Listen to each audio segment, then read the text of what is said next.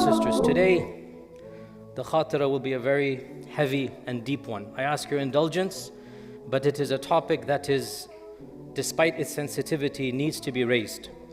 Yesterday I had a couple that come to me. I have office hours in the masjid. I have a couple that came to me, our own community, and I have permission to give their story without too many details in order that we benefit from this. The issue that they had was that their adult daughter, late 20s, working career, has decided to marry a non-Muslim. Not even just a Christian, but actually an atheist.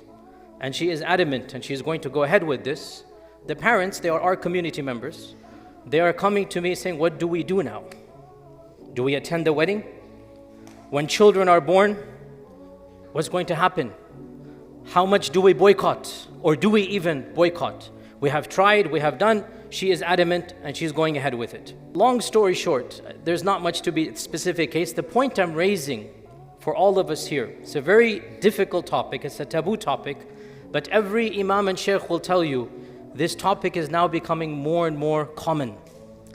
And I firmly believe that prevention is more important than the cure.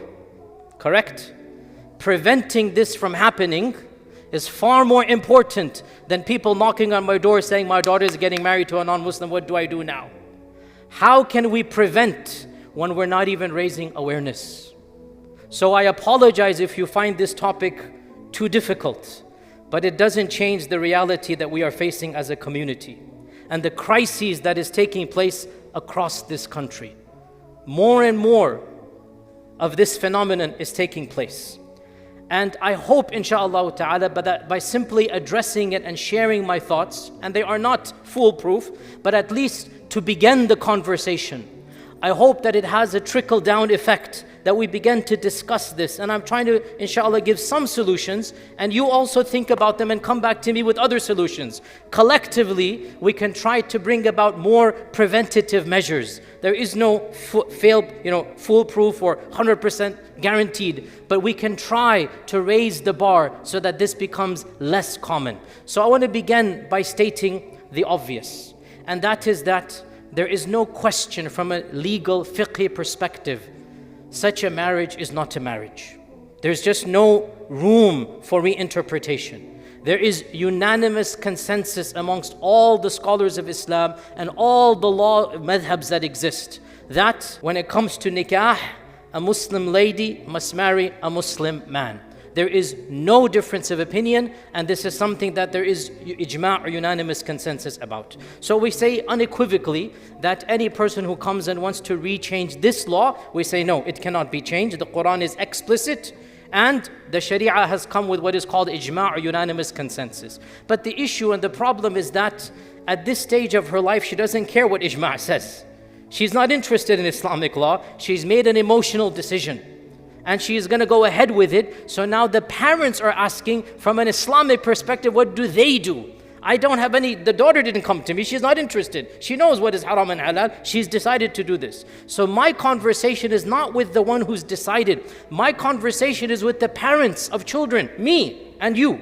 Let's have this conversation now so that inshallah, may Allah protect our families, your families, all of our families from ever having to face this crisis. And honestly, it has been troubling my mind since yesterday, the state of the mother that came, the emotional distress she was in, the trauma. I don't even know how to describe it to you. And by the way, and again for the record, these are practicing members of our community. She was raised in a practicing household. She was praying 5 times a day, fasting Ramadan. And then what happened? This is our member. It's not somebody. This is our communities. And no more details about the family. Let's talk generics. So, brothers and sisters, what can we do to help prevent such a situation? First and foremost, as we said, raise awareness. Shoving our heads in the sand, ignoring this reality is not going to make the situation go away. We have to confront this issue as a community, and then especially within our families. And this means, parents, that we need to understand the importance of instilling Islamic values in our children's lives. If you do not act as a good Muslim role model to your own son and daughter, if you do not raise them to love Allah and His Messenger, then there are going to be repercussions to this. And these are some of those repercussions. That having been said, I also want to be very clear here. It is possible that you've done your utmost best and still your son or daughter turns out different, in which case you cannot go and blame yourself. The son of the Prophet Nuh alayhi salam rejected Allah Azza wa Jal. He became a kafir. This is in the Quran. The son of the Prophet Nuh alayhi salam did not accept Islam. Are we going to blame the tarbiyah of Nuh alayhi salam? You do the utmost. And the rest, there's nothing you can do after that. And I told the mother this, that she came to me, she was crying. I said, you have done apparently from what you have said everything. Now she has made her decision. You can't go back and blame yourself. You did everything. Now, khalas, it is her life. Now she has to face the consequences. Yes, the pain will be there, but you cannot blame yourself if you did your best. But what if you didn't do your best? Which is why prevention is better than the cure. Which is why I'm having this conversation now. Which is why from now we need to make sure we understand being faithful to our religion is not just something that is nice in the community. It is an iman saving matter. She was asking, are these grandchildren going to be my grandchildren? And I said, mahram wise, yes, but sharia wise, no. This is literally the answer. Mahram, biologically, yes, but from a sharia perspective, there is no nikah. These children are born in zina, a'udhu billah. It's a fact, I can't change the sharia for her. And can you imagine how that's going to make her, any of us, feel? So my point is, we need to make sure we understand the importance of preserving Islam within the household, of making sure our children love Allah Azza wa Jal. They want to come closer to Allah. That's the only way that this is going to be prevented, when the love of Allah is more than the love of this man. That's the only way. In this society, fear doesn't work. They don't have that fear. In this society, the stick is not going to work. You don't raise your children like this. They must have a love of Allah, the love of the Sunnah, the love of the religion of Islam, so that they understand, I don't want to do something that would be displeasing to Allah and His Messenger. And that's why point number 1 of preventative measures, understand the importance of having your children raised upon good tarbiyah, good akhlaq, good knowledge of Allah and His Messenger, pure religion of Islam. And the way to do that is by beginning with yourself. Point number 2, we will have to understand another reality. And that is, the culture we find ourselves in is so radically different from the culture that most of us grew up with, that we're going to have to change parenting techniques and styles. I am positive most of you, your parents never once spoke to you about the facts of life, or about awkward issues of biology, or about marriage until after college or whatnot. It was taboo to talk even about this topic. You know what?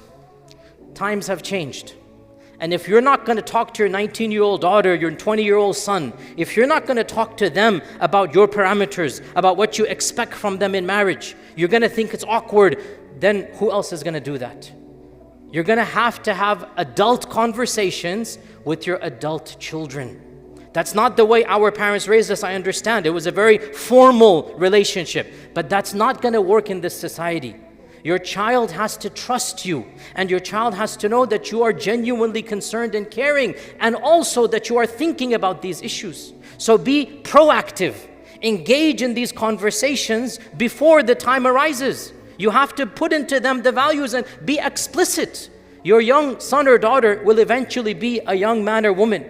And you not talking about biology and reality is not going to change their feelings and their urges. So we have to be proactive and lay the foundations. Be clear with them. These are my expectations. Also, point number 3, and this is again, ideas. I could be right, could be wrong. I'm more than happy to engage with you. But it is my humble opinion. One of the ways we need to rethink through is to make nikah easier within our communities. We have raised the bar of nikah way too high. And if we're going to do this, then what is going to happen? Our young men might go astray here and there, and our young women are also going to go astray, each one in different ways. We have to make nikah easier. Maybe once upon a time, 30, 40, 50 years ago, we're going to have a long list of conditions. You must have this. SubhanAllah, what is better? That a young man and woman live in some poverty in halal, or that they go to haram? What is better? That they have a halal outlet for that which is normal. Again, I'm sorry to be so explicit, but you do understand the promiscuity around us. You do understand that majority of high school kids are engaging in premarital. This is the default, and our children are a part of that default.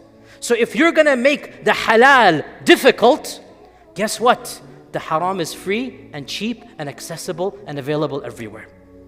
So I say to you bluntly, make the halal easier. Think proactively. Have conversations. And here, one of the tactics is very shari'i, very pure.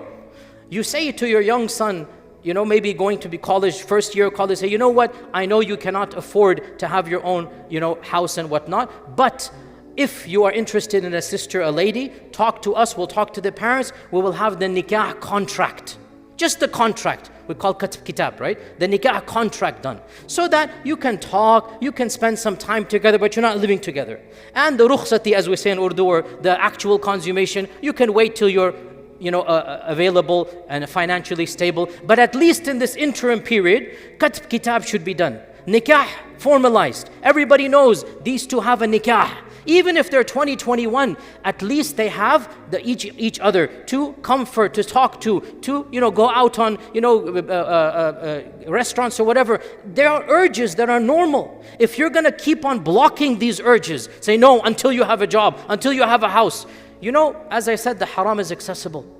So another point, make the halal easier, which by the way is of the goals of the Sharia, isn't it not, right? That's why the Sharia encourages low mahar, by the way. That's why the Prophet encouraged that if a good person comes to you, make your son or daughter marry. Don't make it difficult. So we need to rethink through and revive the sunnah of having nikah. It doesn't mean they have to live together. It doesn't mean that they have an apartment or something, but at least make nikah accessible. Have frank conversations with your son or daughter. And another point, again, this is very awkward, but whatever point I'm on here, and that is that you cannot expect your son or daughter in this society to not have feelings when they are of that age. Again, times have changed. And by the way, it's not as if you didn't have feelings when you were 20. The only difference is that society, you didn't say anything to your mother or father. You just kept it within you. In this society, texting, phone, messages, they don't need your permission. They can contact each other directly. They don't need you. Isn't it better that you give them the option, hey look, keep it halal and I'll have your back. Keep it halal and I'll support you. Put it into their minds. If there's a dignified boy, a good lady, you're interested, we'll speak to the parents, do the nikah contract. So make this something that you put it into their minds and tell them what you're looking for. Explain to them, because here's the point. The lady that came to us yesterday or whatever, she's already infatuated with this man. She's been in a relationship years with this man. Now it's too late. She cannot think rationally because she's been in love for 5 years. Guess what? Before she fell in love, if we had this conversation, if we were given options, maybe it would have been easier because she comes from a religious household. But once you are in love and khalas, your mind cannot think, then what is going to happen? So prevention is better than the cure. Give this option to our children. Another reality that we need to bring up, I forgot which point I'm on, but you can just add it on, is that understand harshness in this society, generally speaking, will be counterproductive. And this is a very difficult topic, but it is true. In this example, yesterday's example, let me just say, for example, suppose the parents were to say, we're not going to do anything, boycott this girl completely. Guess what? She will become a darling of the media. Society will embrace her. The in-laws, everybody, she's going to become a martyr that, her parents had nothing to do with her. At the same time, we cannot embrace her either completely. So there's going to be this awkward in the middle, right? That neither do we accept, but there's still some biological ties. My point is, you cannot use the harshness or strictness. What must be used is the gentleness. What must be used is the love of Allah and the Sharia, and also reality of life. Again, because I have these office hours, people call me. I had a call within COVID, was it 3-4 months ago, I forgot. And this is a story I told the lady yesterday to tell her daughter, and I'm telling all of you as well. This happened with me, i.e. the lady called me up. That she is now in her 40s, another lady. She's in her 40s and she married a non-Muslim man. And she said at the time, I knew it was haram, but I thought, you know what, he's letting me be a Muslim and, khalas, I don't have a husband, this is better than, she thought better than nothing. So she got married. 20 years or whatever, 15 years have gone by. Now she hears my khutbah's lecture, she calls me up and she's crying. She's saying, I have 3 kids now. My life is established with this man, but my conscience is killing me. I don't want to meet Allah Azza wa Jal having lived a whole life of sin. My children were conceived out of nikah. What do I do now? I said, what can I do to you? Now you come to me after 15 years. But anyway, my point is, these types of stories, and I said to this lady yesterday, go tell your daughter, she's only thinking about today. She's not thinking about 10 years, 20 years, 30 years. Our young men and women need to be told bluntly the language that love is not permanent. It sounds very unromantic, very un-Hollywood, but it is a fact. The first time you fall in love, they need to hear it from people experienced, is not going to be your last time. You think it's your one and only. You think you're Romeo and Juliet. You think nobody can live without your loved one. In reality, you can and you will live after your first crush if life goes on. At that stage, you're so narrow-minded you don't understand. We need to tell our teenagers the reality of love. Marriage is more than just temporary feelings of love. Marriage is compatibility. I said to the lady yesterday, and I told her to tell her daughter, what are you going to do? He's letting you pray 5 times a day. Okay, fine. What are you going to do when your daughter wants to pray and you go to wake her up for Fajr? He's going to say, are you waking up my 13-year-old at 5 a.m.? No. When your daughter wants to fast, when your daughter wants to wear the hijab, will your husband allow that at that stage? You have to think 10, 15 years ahead. You cannot make an emotional decision just because you're in love with the man. Love does not last a lifetime the way that you feel it when you're in a new relationship. We need to be blunt about this false myth of love. Love in a real marriage is more than lust. It is more than infatuation, and it is based upon compatibility. And therefore, my next point, very politically awkward. The young kids are going to be very angry at me. But I need to say this. Arranged marriages did have a big benefit to them. I'm sorry to say this, teenagers, but in fact, arranged marriages did have a lot of benefit. And so don't be averse to the idea. Parents, be proactive. If your son is 21 years old, he might not be having a job, but guess what? Biologically, he's a full man. Whether you want to admit it or not, he has desires. Nothing wrong with that. He wants to be married. He wants to have a wife. Guess what? Offer him, this is a good family. They have a good daughter. Are you interested?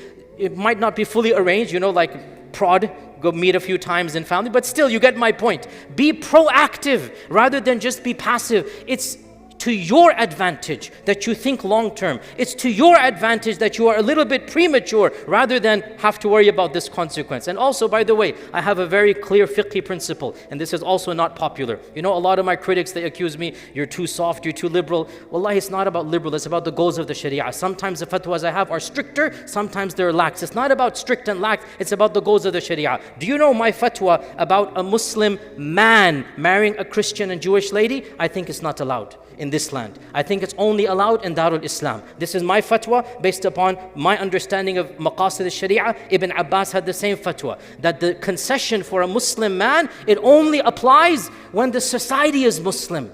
When the society is not Muslim, we don't have this concession. Therefore, we should tell our young men, we are not allowing you to marry outside of our faith. This is the fatwa I give, and I have never to this day conducted a nikah between a Muslim man and a non-Muslim lady. I don't think it is allowed, but I know it's a minority view. Khair, it is a stricter view that I hold, but I don't think it is allowed. And we need to tell all of our young men and women, marry within the faith. We have but one condition, good akhlaq, well, 2 conditions, good akhlaq, good iman. 2 conditions. Actually, they're the same thing. Whatever the ethnicity, and by the way, it's another point, brothers and sisters, parents, get rid of your jahiliyyah. Wallahi, get rid of your jahiliyyah. For your son or daughter to marry a righteous Muslimah of any ethnicity is 1,000,000,000 times better, infinitely better, than for you to put a long list of my tribe and my village and whatnot. Forget this. You want good akhlaq and good iman, that's it. Then it's up to the 2 of them if they want to get along in marriage or not. Lower the issues that you have about race and culture and whatnot, and let them, this is a different culture. Your children are not the same culture as you. You know this. They don't speak the same language as you. They don't have the same 100% cultural values as you. So why should their spouse reflect your values? Let their spouse reflect their cultural values. You get my point here. Lower the bar of culture. Be much more open-minded about accepting people of different cultures. That time has gone. You want your children to marry within the faith, not within the race. And I hope, inshallah, that is very clear.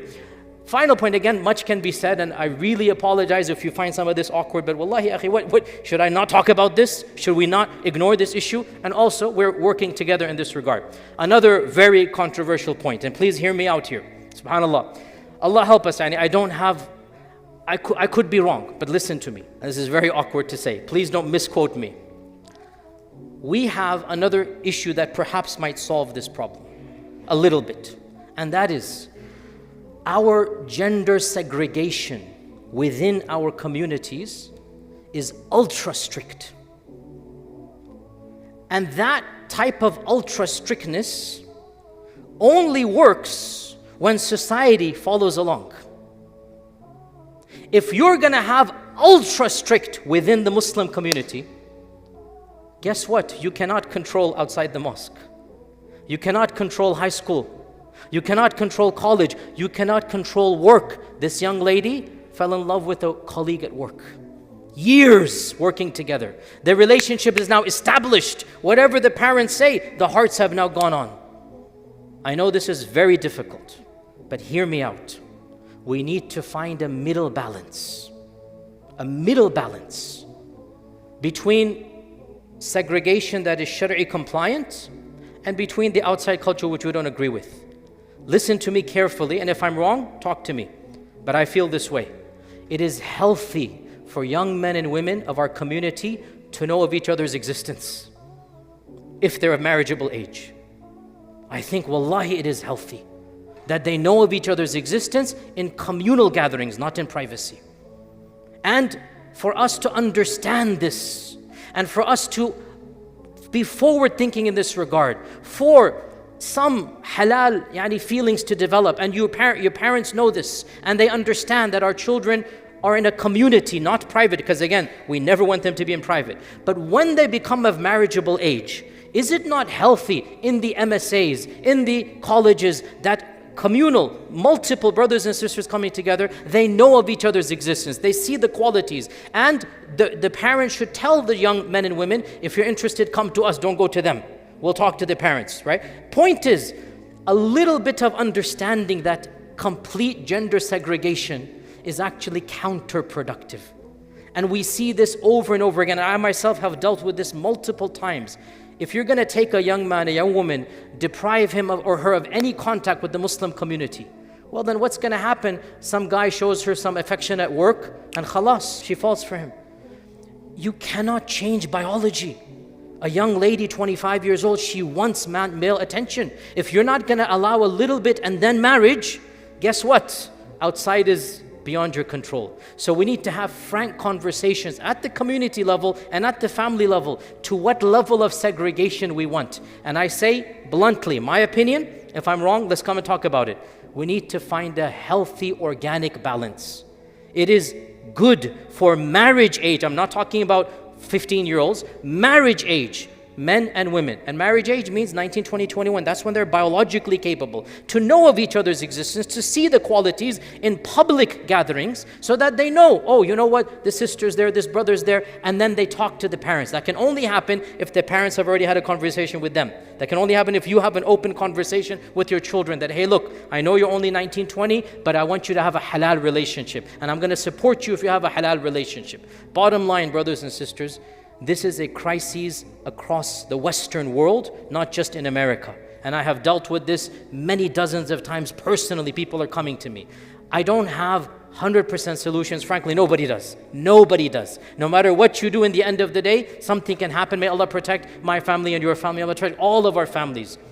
But we have to be preventive rather than worry about the cure and somebody coming to my office when the marriage is already decided and they're asking, can I attend the nikah or not? And I tell her it's not even a nikah. What are you going to do?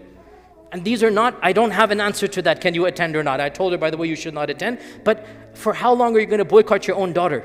And then the children are born. For how long are you going to boycott? You see, these are human factors. The Sharia doesn't tell you to boycott or not, but you cannot accept this as a nikah. Right? So my point is that we need to have frank, open conversations, awkward topics, but the only way we're going to, inshallah, raise the bar is to have these conversations, come back to me, have a communal event. And honestly, I'm thinking, inshallah, within this year or something, let's have an actual day-long seminar about crises of marriage and about how we can propose solutions. In the end, if anything I've said is correct, it is from Allah subhanahu wa ta'ala. If anything is incorrect, it is from myself and the whisperings of shaitan. May Allah subhanahu wa ta'ala protect my children and your children. May Allah Azza wa Jalla protect all of us from seeing such a day that that our children are causing this type of grief to us. May Allah Azza wa Jal cause them to live upon Islam and to have righteous spouses with Iman. Jazakumullah khair. Assalamu alaikum wa rahmatullahi wa barakatuh.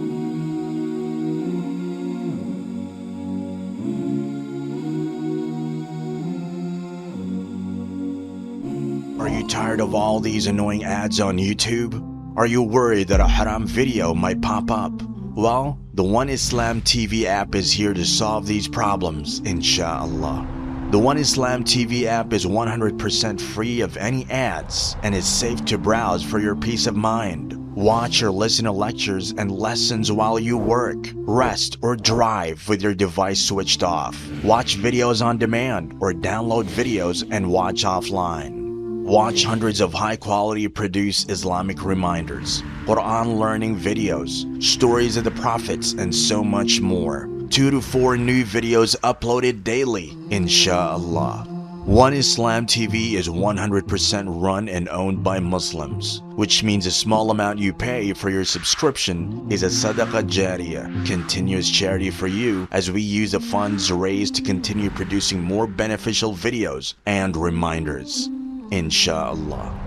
The One Islam TV app is now available on Apple devices, Apple TV, Android devices, Android TV, Amazon Fire TV, and Roku, so you can watch on most devices and smart TVs. Download now for a free 7-day trial. May Allah reward you for supporting our work.